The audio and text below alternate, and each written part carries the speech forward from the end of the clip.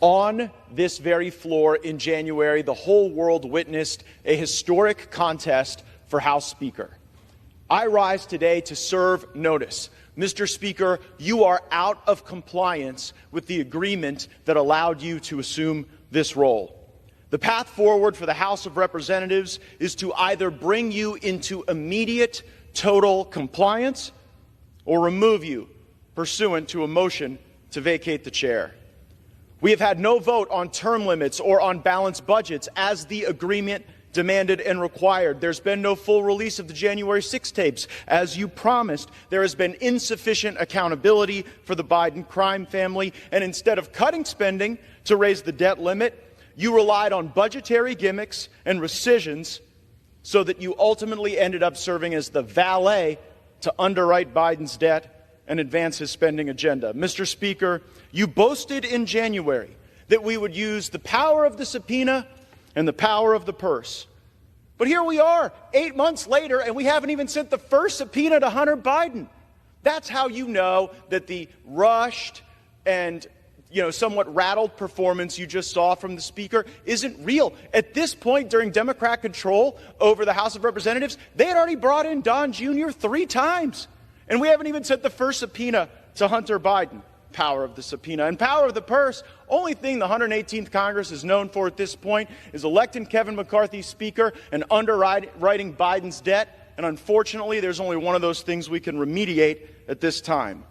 Power of the purse. Our leadership right now is asking us to vote for a continuing resolution. A vote for a continuing resolution is a vote to continue the Green New Deal, a vote to continue inflationary spending, and in the most troubling of fashions, a vote for a continuing resolution is a vote to continue the election interference of Jack Smith.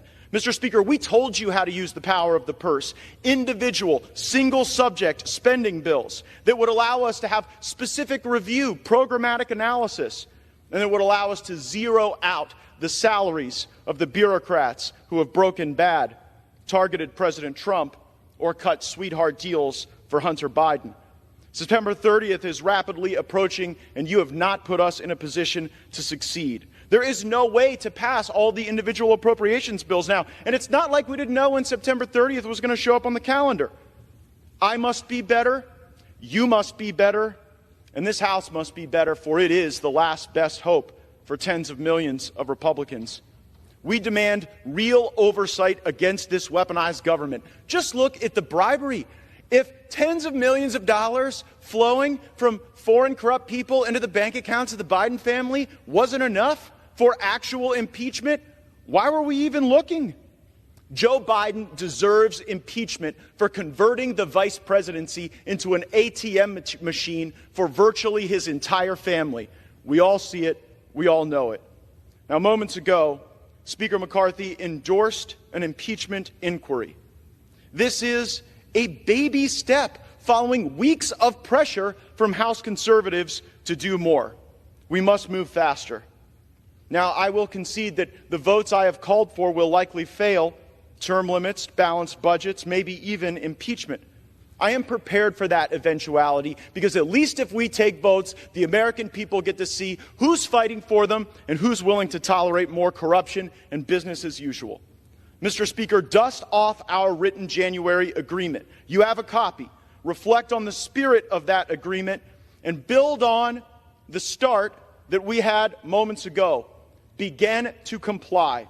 No continuing resolutions, individual spending bills or bust, votes on balanced budgets and term limits, subpoenas for Hunter Biden and the members of the Biden family who've been grifting off of this country, and the impeachment for Joe Biden that he so richly deserves.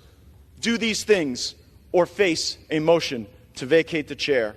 And let me alert the country, a motion to vacate might not pass at first, but it might before the 15th vote. And if Democrats bail out McCarthy, as they may do, then I will lead the resistance to this uniparty and the Biden-McCarthy-Jeffries government that they are attempting to build. I know that Washington isn't a town where people are known for keeping their word. Well, Speaker McCarthy, I'm here to hold you to yours. I yield back. 'Cause the flag still stands for freedom and they can't take that